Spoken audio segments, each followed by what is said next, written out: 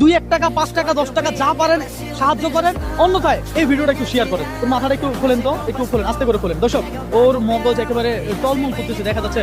আপনারা দেশবাসী যারা আছেন, প্রবাসী ভাইয়েরা যারা আছেন, আমি তাদের কাছে অনুরোধ করব যে আপনারা একটু এগিয়ে আসেন। চিকিৎসা করতে পারতেছে না টাকার অভাবে। বাংলাদেশের মানুষ কি এতই অমানবিক হয়ে গেছে যে 16 বছরের একটা ছেলে চিকিৎসার অভাবে, টাকার অভাবে শেষ হয়ে যাবে?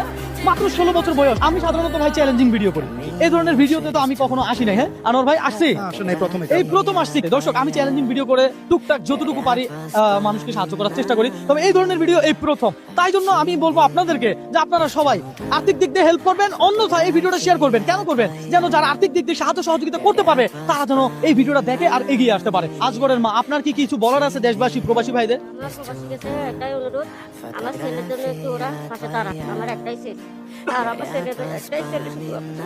আমি ওদের কাছে একটু অনুরোধ করি, আমার ছেলেদের জন্য একটু ওরা সাহায্য করে চিকিৎসা করার জন্য। দর্শক, একজন মায়ের কান্না, একজন মায়ের আর্তনাদ আমরা কখনো বৃথা হতে দিব না।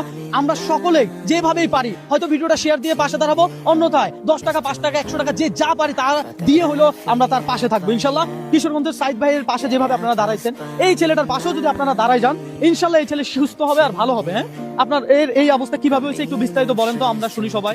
কাজ করে হয়েছে, কাজ ফেলে দিয়েছে। এরপরে আমরা কিছু সাহায্য উঠাইছি, উঠানোর পরে আমরা সকলে মেডিকেলে ভর্তি হয়েছি। আচ্ছা, এরপরে আমি 4 মাস একদিন ছিলাম। 4 মাস একদিন ও ভর্তি ছিল? ছিল। আচ্ছা। আমরা ছিলাম 2টা অপারেশন করাইছি। আচ্ছা তার মধ্যে স্যারে কিছু দিয়েছিল আমাকে, আচ্ছা একটা জালি, মাথাতে জালি আছে, জালিটা স্যারে কিনে দিয়েছে।